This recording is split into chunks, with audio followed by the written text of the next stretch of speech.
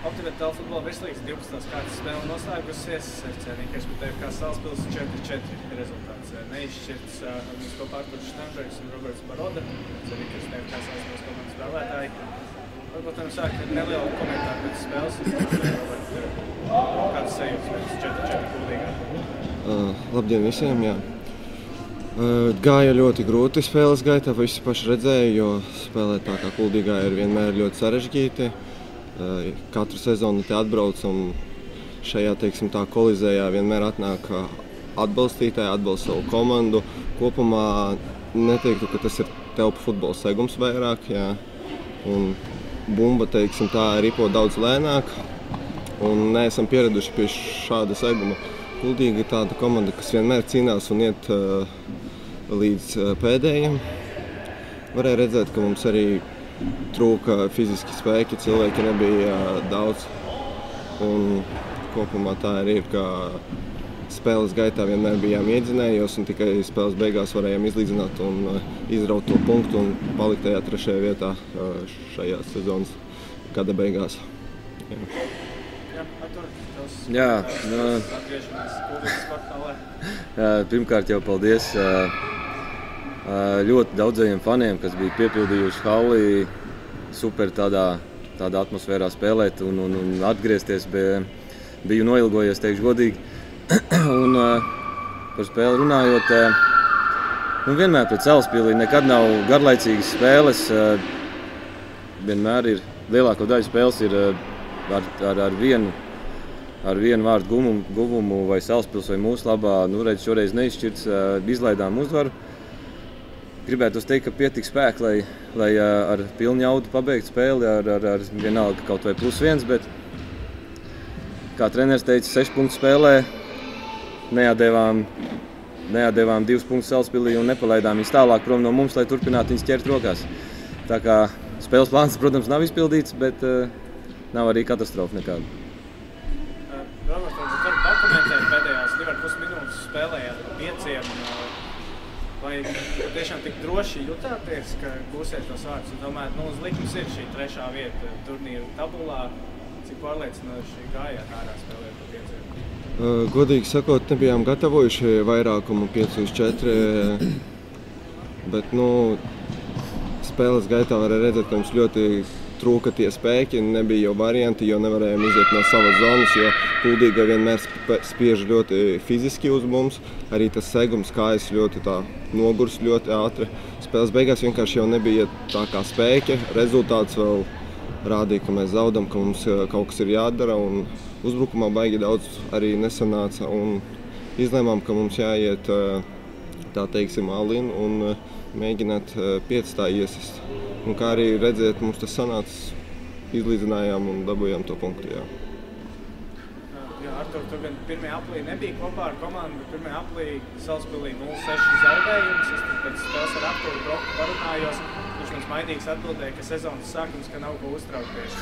Tagad tāds sezonas vidus varbūt var pakomentēt, kādas tur soliņi bija tās emocijas. Jo pēc Salaspils spēles 1. aprīlī es redzēju, Džeki saprata, ka vēl ir kur augt, bet tagad jau liekas, ka mēs jau esam klāt. Salaspilniekam esam klāt tam top 3-niekam, kāds bija emocijas uz soliņa, ko varbūt treneris teica pēc spēles.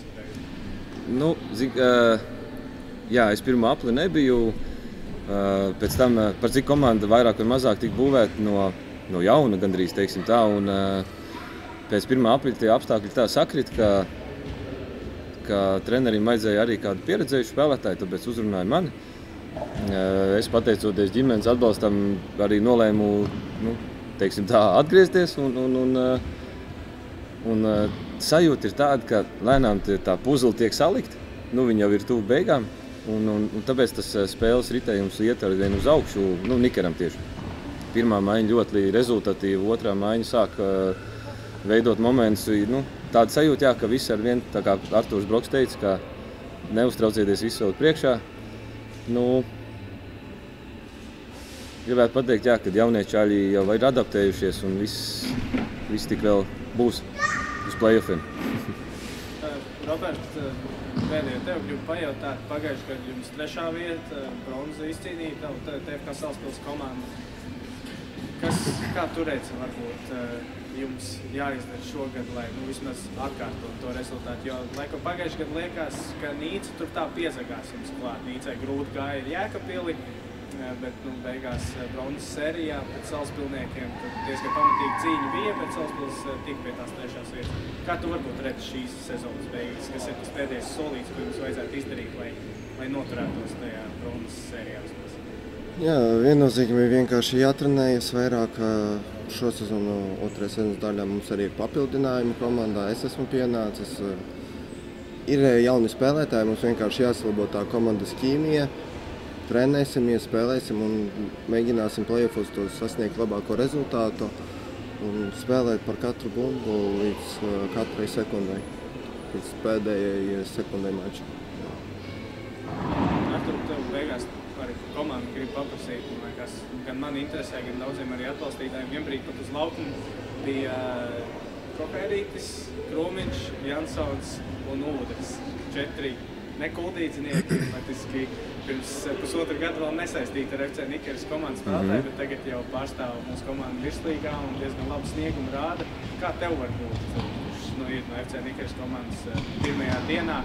Kā tev ieejot, varbūt tagad atgriežoties komandā pirmajā treniņā, redzot visas jaunās sejas? Kā tev visas tās komandas saliedētība un cik tālu šī komanda var tikt? Jā, kaut kā diezgan neraksturīgi tādiem apstākļiem, ka atnāk no citas pilsētas vairāki džeki un liekas, ka vajadzēja būt, ka viņi nodalās un tad ir kuldīznieki, tukumnieki un tur vēl nezinu vēl kāds. Bet tā patiešām nav. Es tikko ienācu zālē, viss bija kopā, viss ir draudzīgi. Uzreiz sajūt tādu komandas garu.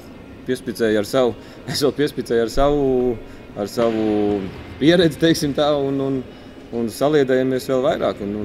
Tas viss vēl, es uzskatu, ka tas viss vēl ir tikai procesā. Tas nav gals šitai komandai un viss vēl ir priekšā. Bet tiešām super džeki, draudzīgi, atbalstoši un gal galā arī rezultatīvi laukumā.